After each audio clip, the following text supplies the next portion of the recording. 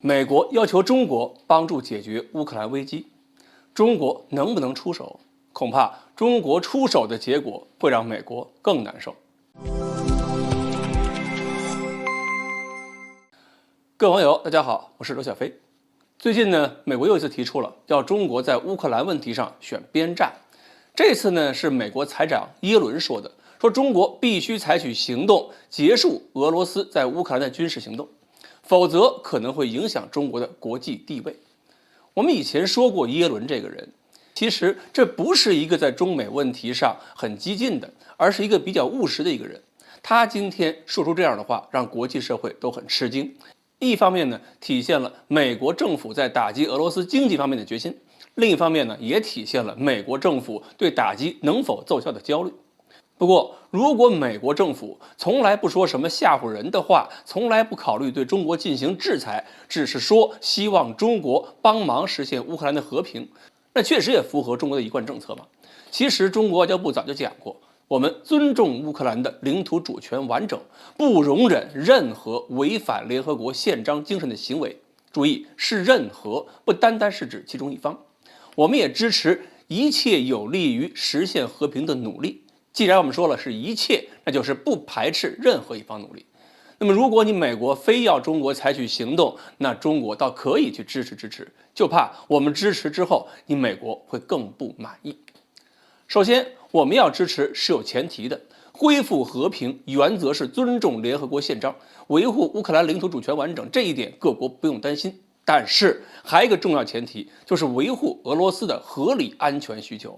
毕竟，如果俄罗斯没有安全感，这事儿普京肯定没完。所以，希望中国帮忙，就不能让中国去制裁和谴责俄罗斯。中国要是制裁或者谴责俄罗斯，就会关闭中俄沟通渠道，连这个渠道都没有了，我们怎么帮这个忙？这个原则如果不能落实，对不起，这种忙我们帮不下去。再有就是美国不能拿着他们自己的方案需要我们支持，要请中国帮忙，就必须按照中国的方案办。美国肯不肯？而且如何才能够实现和平，能不能够实现和平，都要通过实践才有结果，得摸着石头过河，也不能说给中国定任务、定指标。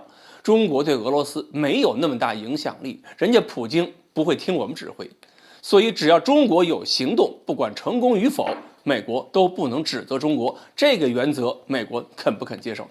其实中国能做的就是频繁地派人去莫斯科、去基辅、去欧洲开展多边外交。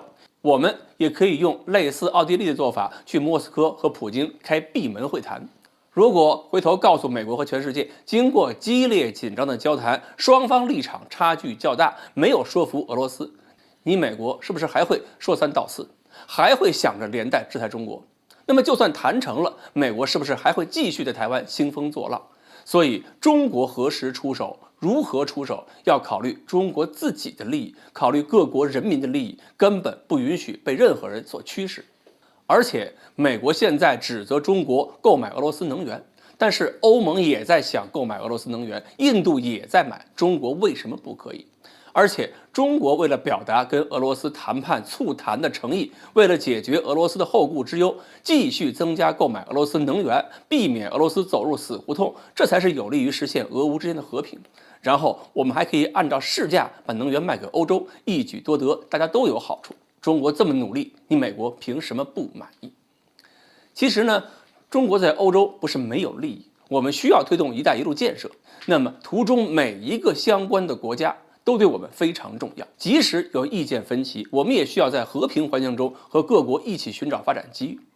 所以，中国在俄乌问题上的中立是最不容置疑的。而说到底，最希望用战争消耗这个世界的，还是白宫里边的那些人。